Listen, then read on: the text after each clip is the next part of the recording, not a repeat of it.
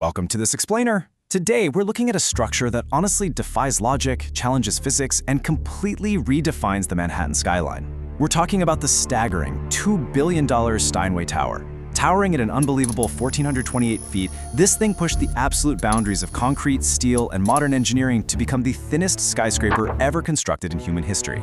It's a genuine architectural marvel. But behind that glossy, gorgeous facade, well, there's a fascinating and somewhat baffling story. Because that brings us to the ultimate question we're exploring today. What happens when you build a $2 billion masterpiece that almost no one actually wants to live in? It sounds impossible, right? But despite being a total structural triumph, a building that absolutely will not fall down, the thinnest skyscraper ever constructed has sat mostly empty. And it's not because of a structural failure, it's because the buyers who can actually afford it simply don't want to endure the experience of living inside of it. Part 1, the impossible pitch. To really understand how this happened, you have to look at Manhattan's Billionaires Row. This is a place where developers realized they didn't need to build wide, they just needed to build extremely thin to minimize land costs while still securing those permanent, unblockable views of Central Park. And this brilliantly illustrates how Steinway Tower took that impossible pitch to the absolute extreme. You see, to measure how thin a building is, engineers use a height-to-width ratio. For some context, 432 Park Avenue, which is another infamous Billionaires Row tower known for extreme dimensions, has a ratio of 15:1. But Steinway Tower absolutely shattered that record. It boasts a mind-boggling ratio of 24:1. Think about that. That makes Steinway's proportions 60% more extreme than a building that's already famous for being dangerously thin. To really grasp the sheer absurdity of this scale, consider the base of the building. The footprint measures just 59 by 75 feet. That is literally smaller than a standard NBA basketball court. Yet, from that tiny little square of land, the tower shoots up over 1,400 feet, placing it in an elite super tall category. There are fewer than 200 buildings on Earth that exceed 1,000 feet, and absolutely none of them sit on a foundation this remarkably small. Okay, let's dive into this. Part 2, battling physics. Now, you'd probably think the obvious fear with a needle-shaped building is that it'll just simply tip over, right? But keeping it upright was actually easy. The engineers knew exactly how to handle that. The real nightmare they faced was a completely different physical force known as uplift. You see, when wind hits a massive, wide skyscraper, the building's sheer weight keeps it firmly planted on the ground. But Steinway Tower is so thin and so light at its base that when hurricane force winds hit the top, the force actually travels down and creates a vertical pulling effect. It acts exactly like a giant, invisible hand trying to yank the entire building straight up and out of the earth. So, to prevent the tower from literally pulling itself out of the ground, engineers had to come up with a massive, subterranean solution. They drilled 200 giant steel anchors deep into the ground, plunging them up to 100 feet straight down into Manhattan's solid bedrock. Each one of these massive steel bolts acts just like the deep roots of a tree, permanently locking that tiny foundation down into the rock, to combat that terrifying uplift force. But securing the base, that was only half the battle. Above ground, an even more dangerous threat was waiting for them, a phenomenon called vortex shedding. When wind flows around a tall, incredibly thin structure, it doesn't just pass by smoothly. It wraps around the edges, creating these spinning pockets of air that release in an alternating rhythm, left, then right, then left. On a 1,400-foot needle, this rhythm can actually match the building's natural frequency, amplifying into a violent, destructive sway. To combat this deadly sway, engineers deployed 3 main weapons. First, the building's unique stepped shape disrupts the airflow. Second, the terracotta facade creates micro-turbulence, which breaks up those dangerous spinning pockets of wind. And third, and honestly most radically, 3 entire floors are left completely open to the sky just to let wind pass right through. They also slapped an 800-ton tuned mass damper at the very top to counteract motion. It's an absolutely incredible feat, especially when you remember that back in 1978, the Citicorp Center required this totally secret overnight retrofit just to survive a really similar wind issue, and that was on a much wider scale.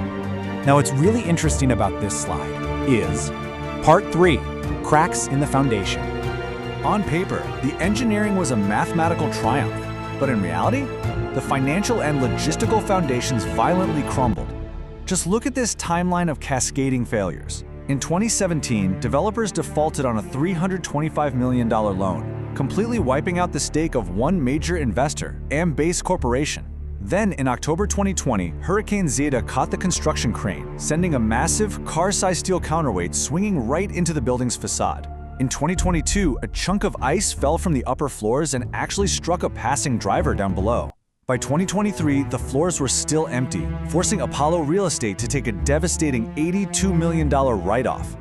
So the crucial point is, this wasn't just a string of bad luck. It was an absolute financial bloodbath. The budget was stretched way past the breaking point, and to get any momentum going, developers had to cycle through 3 completely different sales teams in just 6 years. As desperation set in, asking prices didn't just dip, they plummeted. We're talking discounts reaching an astonishing 40% off the original asking prices, just to entice buyers to sign the paperwork. In one really notable instance, a unit that was originally listed with a wildly optimistic price tag of $14.2 million ended up selling for just $1.75 million. That is a fraction of its intended value. It became glaringly obvious that the perceived value of this engineering marvel just did not align with what people were actually willing to pay to live there. Part 4. The Ghost Tower. This utter lack of buyers led to the ominous nickname, the Ghost Tower. By 2023, just a year after completion, most of the tower stood completely empty. Night after night, floor after floor just sat dark. But the truth is, these sprawling 59 units were never really designed to be family homes anyway. The target buyers?